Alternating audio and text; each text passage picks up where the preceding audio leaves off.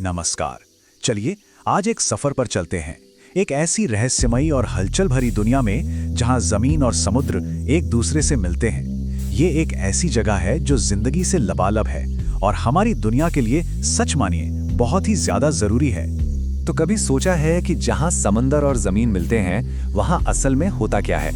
ये कोई मामूली किनारा नहीं है, बल्कि एक ऐसा इकोसिस्टम है जो चुपचाप बिना किसी शोर के हमारे प्लैनेट की हिफाजत कर रहा है।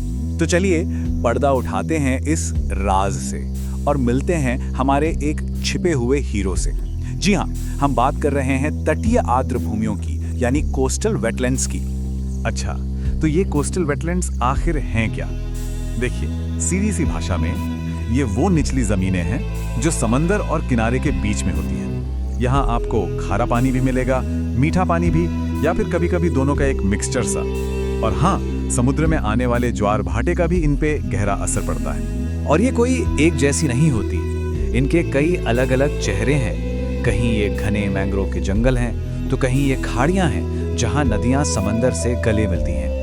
दलदली जमीनें, लगून और तटीय दलदल, ये सब के सब कोस्टल वेटलैंड्स ही हैं। अब आते हैं इनके सबसे कमाल के पहलू पर, इनकी सुपर पावर्स पर। और इनकी पहली और शायद सबसे बड़ी सुपर पावर है प्रकृति का एक मजबूत सुरक्षा कवच बनना। ये ठीक एक शील्ड की तरह काम करती है। जब चक्रवात, तूफान या सुनामी की बड़ी बड़ी लहरें आती हैं ना, तो ये वेटलैंड्स एक दीवार बनकर खड़ी हो जाती हैं। उनके असर को काफी हद तक कम कर देती हैं और हमारे तटों को बचाती हैं। और बात यहीं खत्म नहीं होती, इनकी एक और जबरदस्त पावर है। ये सिर्फ तूफानों से ही नहीं बचाती, बल्कि ये तो हमारे क्लाइमेट को भी बैलेंस करती हैं। पता है कैसे? ये हवा से कार्बन को सोख लेती हैं, जिससे क्लाइमेट चेंज से लड़ने में मदद मिलती है। और तो और ये आसपास के तापमान और मौसम को भी कंट्रोल में रखती हैं। लेकिन ये सिर्फ एक बॉडीगार्ड नहीं है जो हमें बचाता है, नहीं, ये एक प्रोवाइडर भी हैं। ये जीवन और रोजी रोटी का एक बहुत बड़ा जरिया है। चलिए देखते हैं कैसे। जरा सोचिए, ये वेटलैंड्स समंदर की नर्सरी की तरह हैं। अनगिनत मछलियां, झींगे, ये सब यहीं आकर अंडे देते हैं, बड़े होते हैं, और इसी पर तो हमारी पूरी की पूरी फिशिंग इंडस्ट्री टिकी हुई है। इसका सीधा मतलब है जॉब्स। तटीय इलाकों में रहने वाले लोगों के लिए रोजगार, चाहे वो मछली पकड़ना हो, केकड़ा पालना हो या फिर टूरिज्म। लाखों लोगों का घर इन्हीं वेटलैंड्स की वजह से चलता है। एक और कमाल की बात बताऊं, ये हमारे लिए नेचर के वाटर प्यूरिफायर का काम भी करते हैं। मतलब ये पानी में घुली गंदगी और प्रदूषकों को अपने आप फिल्टर करके साफ कर देते हैं। है ना कमाल की बात? और ये दुनिया सिर्फ पानी के जीवों तक ही सीमित नहीं है। यहाँ तो अनगिनत तरह के पक्षी, पौधे और जानवर भी अपना घर बनाते हैं। और हाँ, वो प्रवासी पक्षी जो हजारों किलोमीटर्स उड़कर आते हैं ना, उनके लिए भी ये एक सेफ हेवन, एक सुरक्षित ठिकाना है। लेकिन हर कहानी में एक विलेन होता है, और हमारे इस हीरो की कहानी में भी है। इतनी सारी सुपर पावर्स के बाद भी आज इसका खुद का अस्तित्व ही खतरे में है।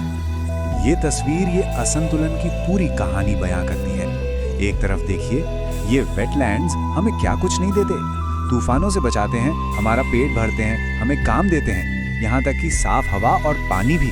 और बदले में हम इन्हें क्या दे रहे हैं? अतिक्रमण, बढ़ता हुआ प्रदूषण और पेड़ों की अंधाधुंध कटाई।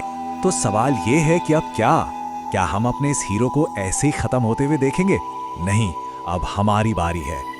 हमारा भविष्य हमारी जिम्मेदारी है। अब वक्त है इन संरक्षकों का संरक्षक बनने का। एक बात हमें साफ साफ समझनी होगी, हमारी सुरक्षा, हमारा भोजन, हमारी नौकरियां, ये सब इन वेटलैंड से जुड़ी हैं। तो जब हम इन्हें बचाते हैं तो हम सिर्फ पर्यावरण को नहीं, बल्कि खुद अपने जीवन को, अपने भविष्य को बचा रहे होते हैं।